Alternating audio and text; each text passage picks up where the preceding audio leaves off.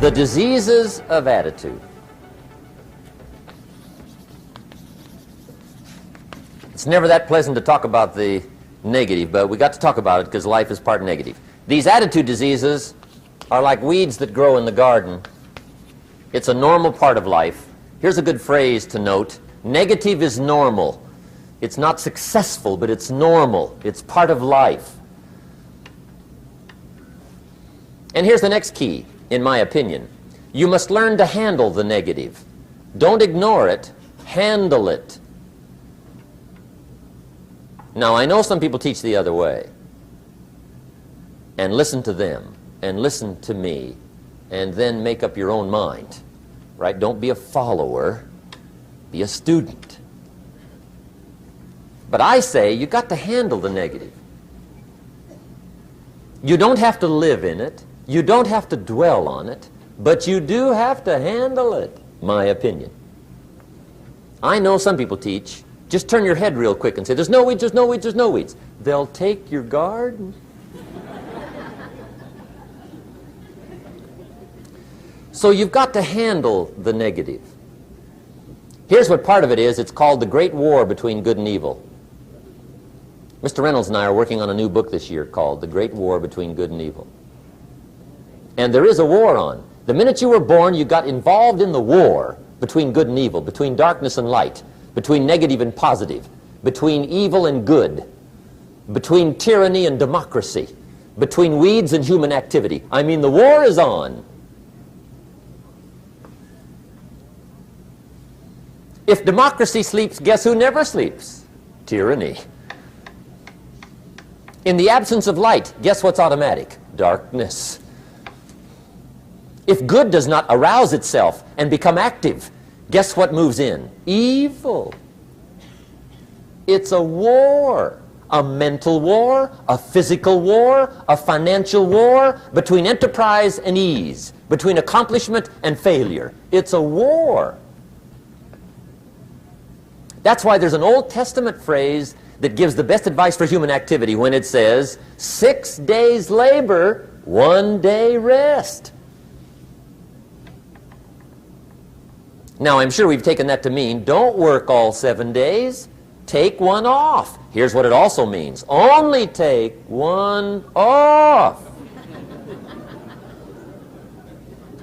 Or you're liable to lose the war. Now, we've got it down to 5 and 2, and maybe that's not too dangerous. I don't know. If God would have thought of 5 and 2, he might have made it 5 and 2. I don't know. You can't think of everything. But here's what it does mean. Enterprise is better than ease. If you rest too long, the jungle overtakes the village. Now, here's the good news about the war between good and evil. Evil is no match for good, but good must be active. Weeds are no match for human activity, but if you stand still, how far in will they come? All the way. They'll grow right up around your shoes. But if you get busy, how far back can you take them? As far as you wish. They're no match, but you must be active. That's why the 6 and 1. Make sure you're not losing the war by taking off too much. Guess what the average years are after retirement? 6. 6. Which means don't retire. Your chances are too slim. Okay. The war between good and evil, the weeds. You got to make sure you recognize the negative, handle it, deal with it, and then go on. Let's make a list of the diseases of attitude that can wreck all your chances to do well. One of the words that destroys everything is called neglect. Neglect. And I found this out. A week of neglect could cost you a year of repair. It isn't worth it. So what to be on the lookout for? Here's the list. If you were making it, you'd have the same list I've got. Right? We're not covering anything new tonight. This is a reminding session, not a teaching session. But it doesn't hurt to go over it again. Here's the list. Attitude diseases. Number one is indifference. The shrug of the shoulder. The guy's not even concerned. He's just drifting. This is called the mild approach to life. A disease known as mildness.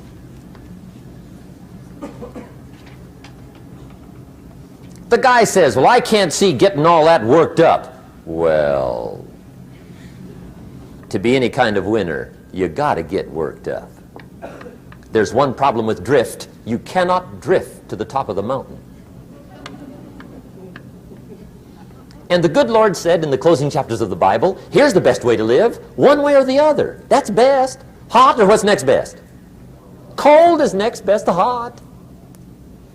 Not the half-baked middle, lukewarm, not too hot, not too cold. What a sad way to live. I think what it means is pick a direction and go with everything you got. Just pick one and go. Somebody says, yeah, but what if it's the wrong direction? You'll find out quicker. It won't take you 25 years to wake up and say, oh no, I've been walking the wrong road. I told my staff the other day, next best to prosperity is adversity. If one doesn't get you, pray for the other. We all do better from one of two reasons, inspiration or desperation. And I don't wish anything bad on you tonight, but if you're not inspired, I hope a wagon comes down your rut. Whatever it takes to get you to try harder, read more, set your goals, and go for it. Somebody asked me one time, what quality would I pick if I wanted to work with somebody? And you know what I picked first? Number one, strong feeling. Please, number one, give me somebody that feels strong. About most anything, I don't even care. Just so they believe it. Even if they disagree with me. Wonderful. Just so they disagree vigorously. I'm not saying it's easy to win those kind of people to your point of view, but I'd rather do that than to try to resurrect people from the dead. Pump them up every month, pump them up, pump them up. I pass.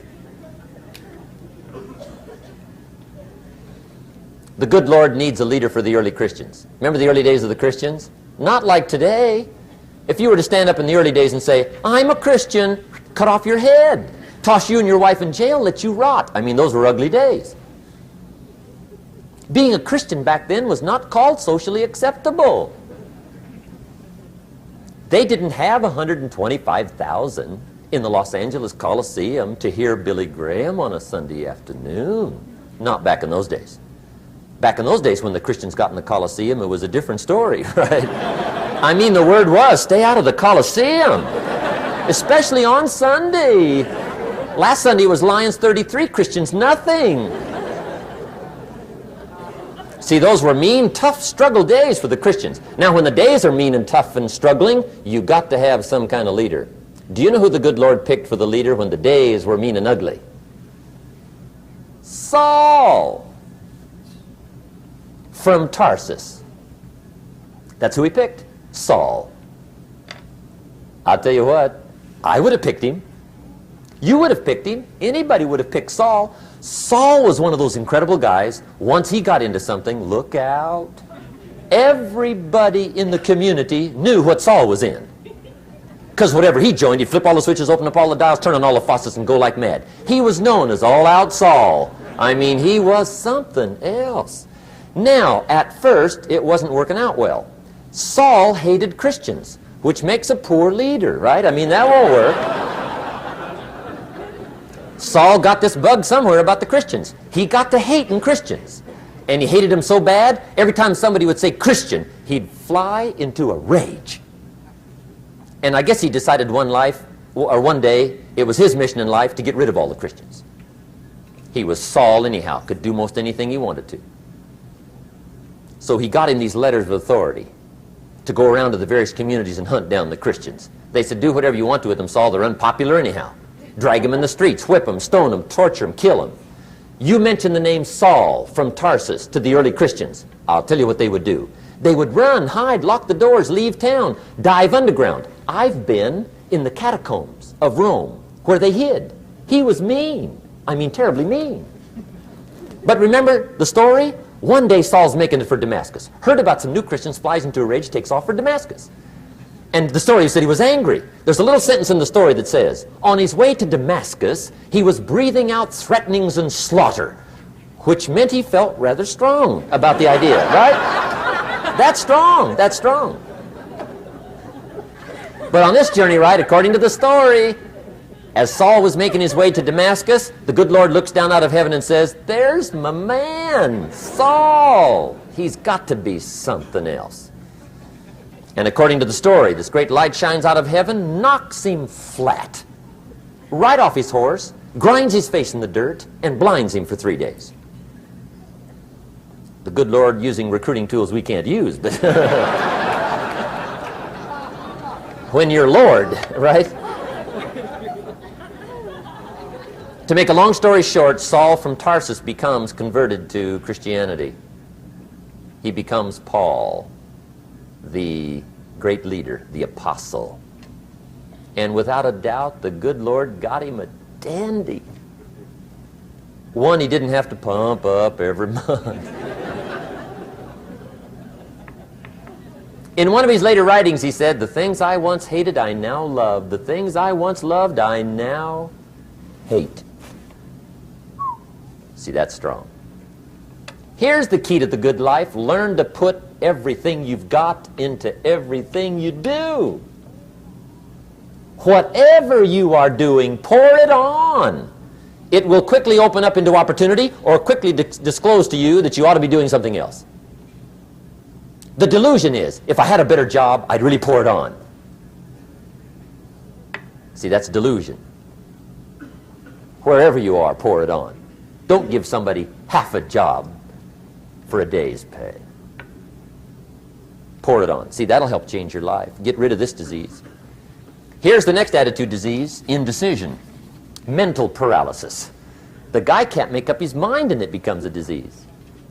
Pretty soon he knows he's got it. The guy says, well, I know I'm on the fence.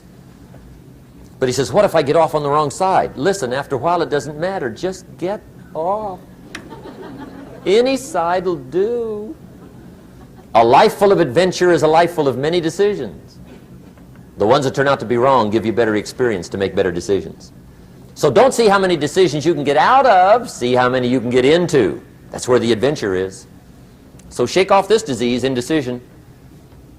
The next one is doubt. Doubt's like a plague. And one of the worst is self-doubt.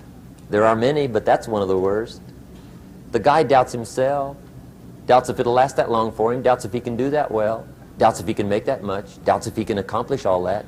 A chronic, excellent self-doubter. You can imagine what damage that does to your future. So here's the key. Turn this coin over and become a believer.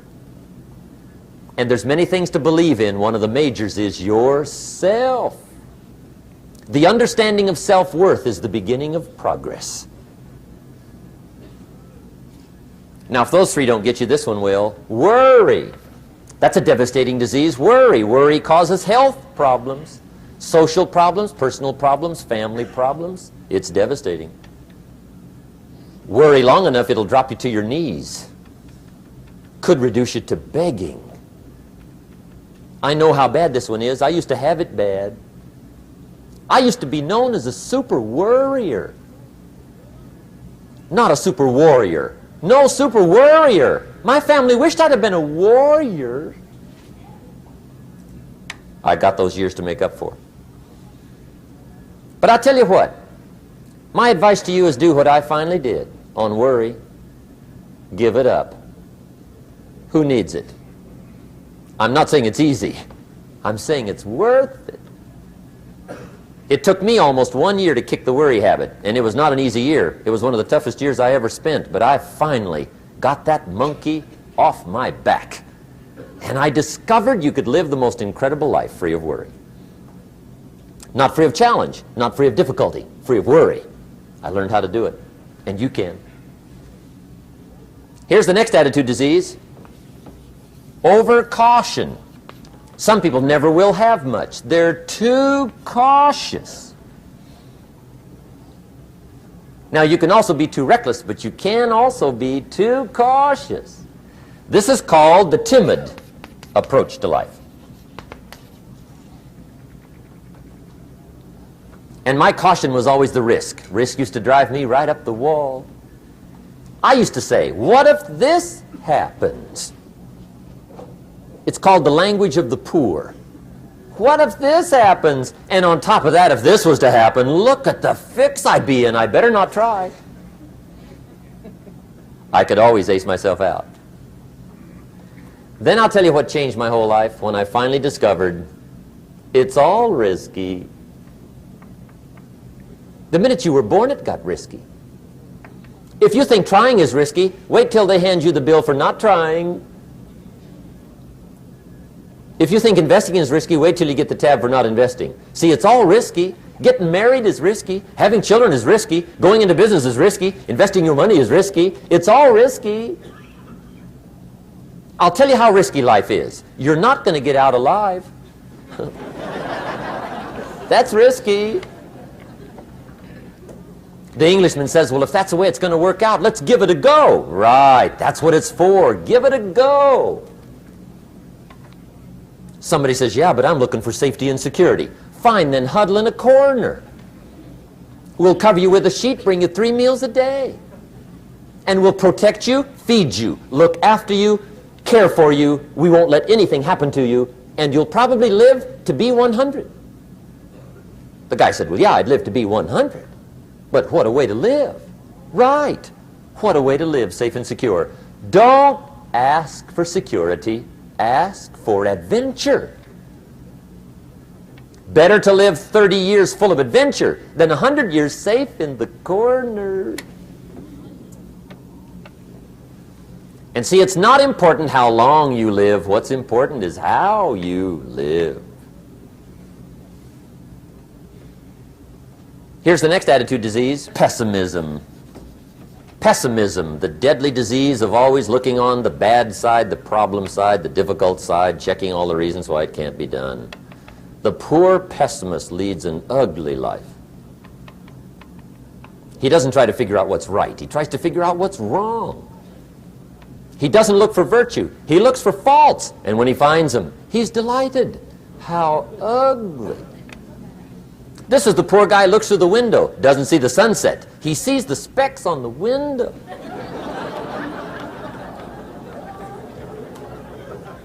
And this is the poor guy, right, who rushes up, takes such leave of his senses. This guy rushes up and he says, I've got 5 good reasons why it won't work. He's so dumb he doesn't know all he needs 1. He's got 5.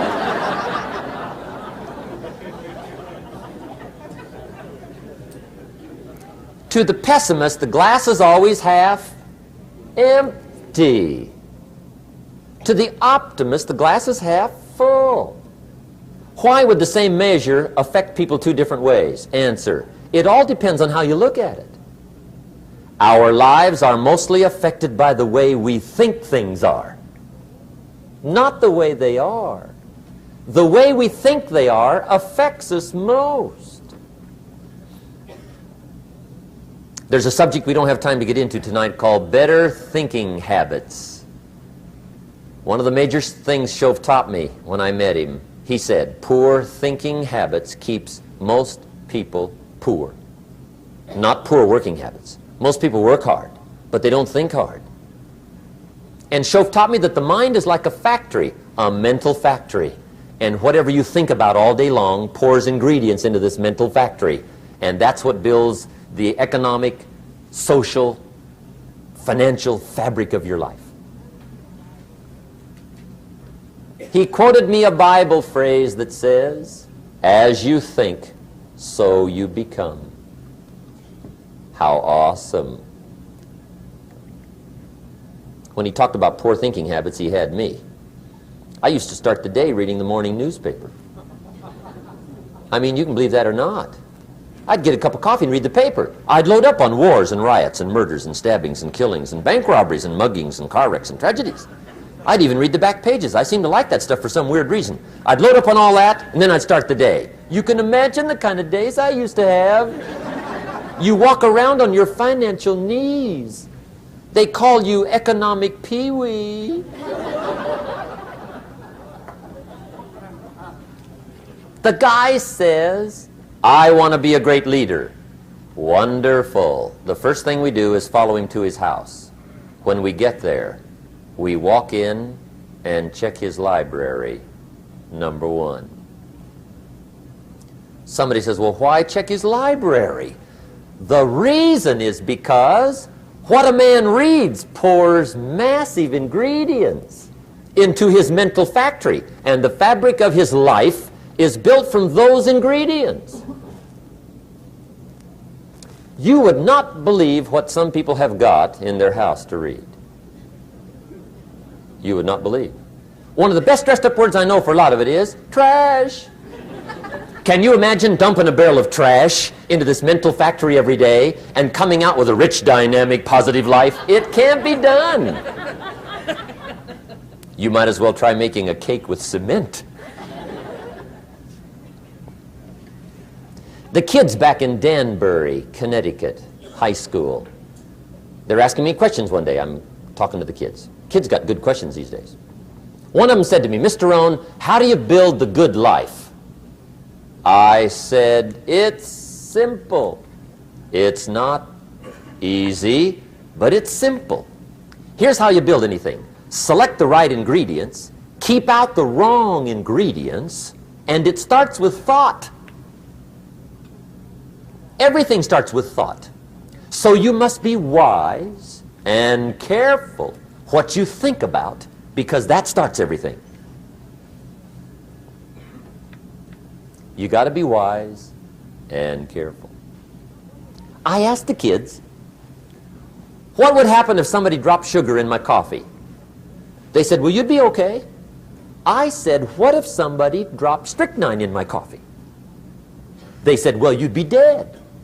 I said, correct. Lesson 1. Life is both sugar and strychnine. You gotta be careful. I said, what if my worst enemy drops in the sugar? They said, will you be okay? I said, what if my best friend, even by accident, drops in the strychnine? They said, well, you'd be dead. I said, correct. Lesson 2, watch your coffee. You got to be careful. See, it doesn't matter who hands you the bad stuff. It doesn't matter where you get the bad stuff. It'll still do its damage on your bank account, wherever you get it. Mr. Schoaf gave me one of the greatest phrases when I first met him, when he said, Jim, every day stand guard at the door of your mind. How important. Stand guard at the door of your mind. And you decide what goes into your mental factory. Don't let anybody just dump anything they want to in your mental factory, because you've got to live with the results. The last disease, but this one is deadly. Engage in this one, indulge in it even slightly, and you might as well forget the future, because it's going to forget you. Complaining, crying, whining, griping. A Bible word called murmuring. See, that'll ace your future. Spend 5 minutes complaining, and you have wasted 5. And you may have begun what's known as economic cancer of the bone.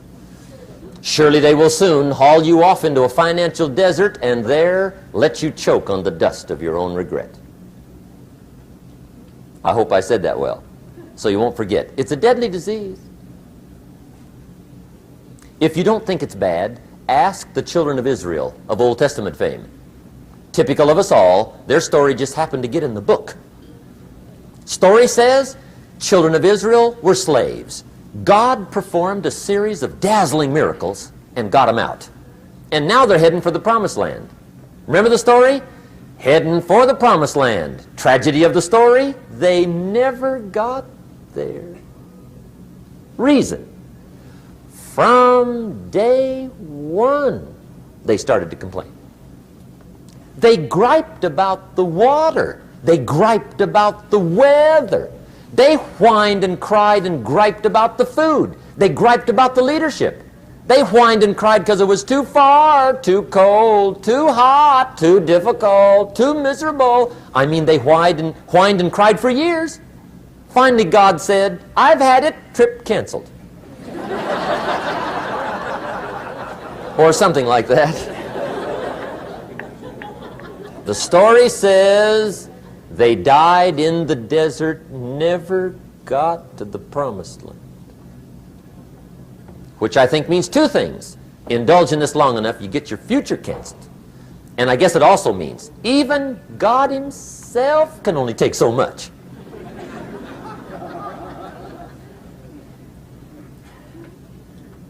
Okay.